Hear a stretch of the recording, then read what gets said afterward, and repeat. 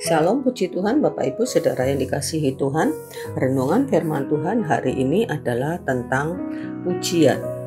Saya yakin tidak ada orang yang tidak senang dipuji, dan pujian umumnya diterima dari orang lain, meskipun tidak sedikit orang yang suka memuji diri sendiri. Ada beberapa hal yang penting yang harus kita pahami dalam hal memberi dan menerima pujian. Yang pertama, tentang memberi pujian. Hal yang perlu kita pahami adalah bahwa boleh dan perlu memberikan pujian kepada orang-orang yang memang pantas dipuji. Sekali lagi, kepada orang-orang yang memang pantas dipuji. Kemudian pujian harus diberikan karena atau berdasarkan karakter dan proses yang dialami.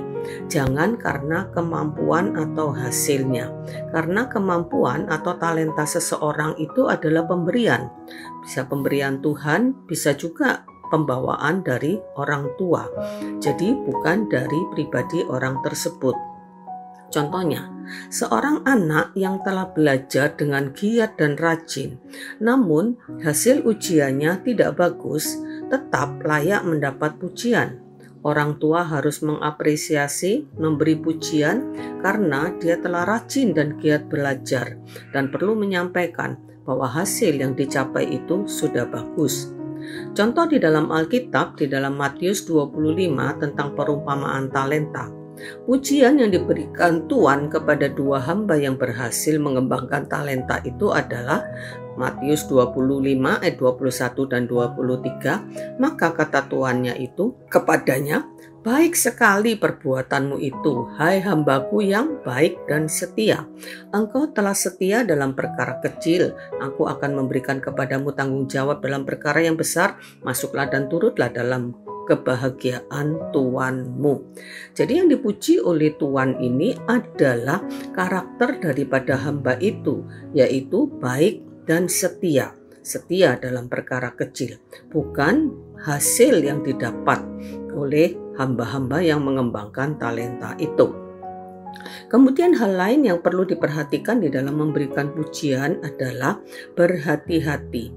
Gunakan kata-kata yang bijak, jangan berlebihan. Karena pujian yang berlebihan bisa menjadi jerat yang menjatuhkan orang yang dipuji.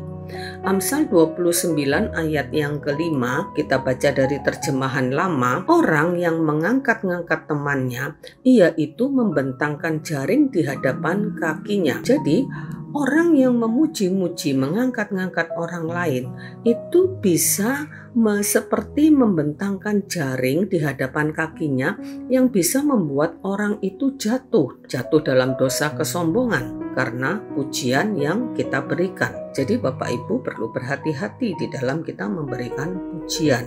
Jangan sampai pujian yang kita berikan justru bisa menjadi jerat yang menjatuhkan orang tersebut. Umumnya jatuh dalam dosa kesombongan. Yang kedua, di dalam hal menerima pujian.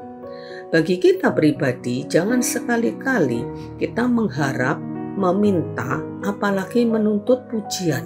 Karena ini sama dengan kesombongan. Kalau toh kita menerima pujian, karena kita tidak bisa menghalangi orang untuk memuji kita. Ya. Kalau kita menerima pujian, segera berikan, kembalikan kepada Tuhan sebelum kita terbuai dan terobsesi olehnya.